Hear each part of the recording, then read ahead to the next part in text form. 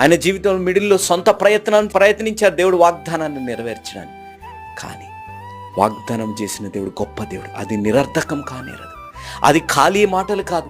ఆ వాగ్దానాలు జీవం కలిగినవి, ఆ వాగ్దానాలు నెరవేరేవి. నీవు నేను చేయవలసిన పని. ఆయన యందు అపార నమ్మకం కలిగి జీవించాలి. ఈరోజు ఆ విధంగా మనం జీవిస్తున్నాం. ఆ విధమైన అపారమైన నమ్మకంతో మనం ఉన్నామా అనేది ఒక్కసారి ఆలోచించాలి. అలాంటి నమ్మకం మన జీవితంలో రావాలి.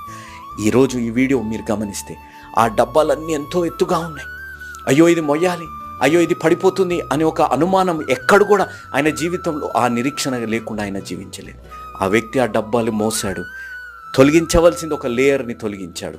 ఆ డబ్బాలు ఎక్కడ పెట్టాలో అక్కడ పెట్టాడు. ఈరోజు నా జీవితాల్లో ఏ మాలిన్యాలు ఇంకా మన జీవితాల్లో, ఏ పాపాలు మన జీవితాలు అవి తొలగించుకోగలిగితే దేవుడు నీ నమ్మకానికి తగ్గట్టు, నా నమ్మకానికి తగ్గినట్టు, నా నిరీక్షణకి తగ్గట్టు ఆశీర్వదించాలని దేవుడు ఆశ కలిగి ఉన్నారు.